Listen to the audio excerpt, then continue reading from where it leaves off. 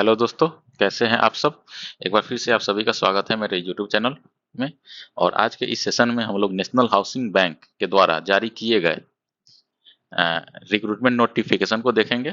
ठीक है, तो ये जो रिक्रूटमेंट नोटिफिकेशन है इसमें असिस्टेंट मैनेजर एंड बहुत सारे अदर पोस्ट के लिए भी नोटिफिकेशन जारी किया है। तो सबसे पहले बात कर लेते हैं इंपॉर्टेंट डेट की।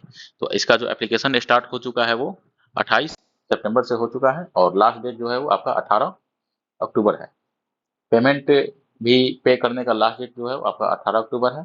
अगर एप्लीकेशन फी की बात करें तो जनरल, ओबीसी और ईडब्ल्यूएस के लिए 850 रुपया है और एससी एसटी के लिए 175 रुपया है।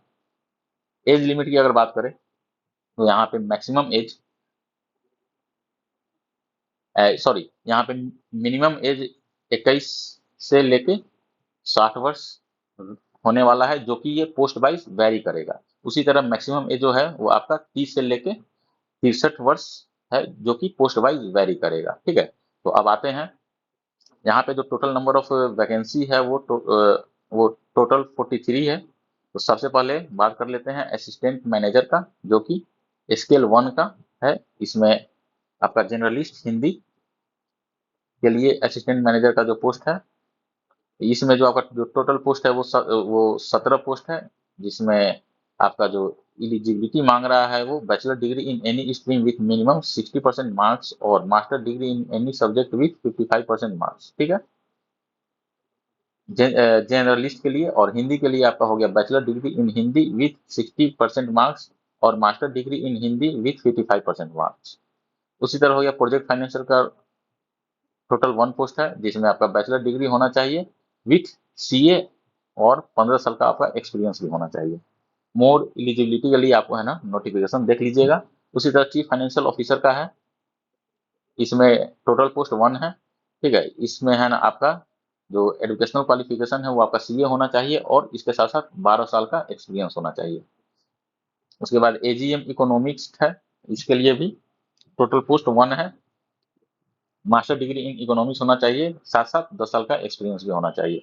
उसी तरह डिप्टी मैनेजर इकोनॉमिक्स के लिए भी 1 पोस्ट है और इसमें भी मास्टर डिग्री इन इकोनॉमिक्स होना चाहिए और 2 साल का एक्सपीरियंस होना चाहिए। उसी तरह डिप्टी मैनेजर इन एमआईएस, जिसमें आपका टोटल 3 पोस्ट है। इसमें मास्टर डिग्री इन स्टैटिक और diploma in operation research with 2 year experience मांग रहा है। उसी तरह चीफ इकोनॉमिक्स है, जिसमें टोटल पोस्ट 1 है, जिसमें आपका 15 साल का एक्सपीरियंस होना चाहिए in related field. Senior application developer, senior application developer में आपका बीई या तो आपका कंप्यूटर साइंस या आईटी से हो, या फिर बीटेक आपका कंप्यूटर साइंस आईटी से हो, या फिर एमसीए एमटेक हो कंप्यूटर साइंस या आईटी से, या फिर आपका बीएससी हो सीएस कंप्यूटर साइंस और आईटी से, या आपका एमएससी हो कंप्यूटर साइंस और आईटी के, और इसके साथ साथ आपका एक्सपीरियंस होना चाहिए। एप्लीकेशन डेवलपर का एप्लीकेशन डेवलपर का टोटल पोस्ट 2 है, वही सेम एज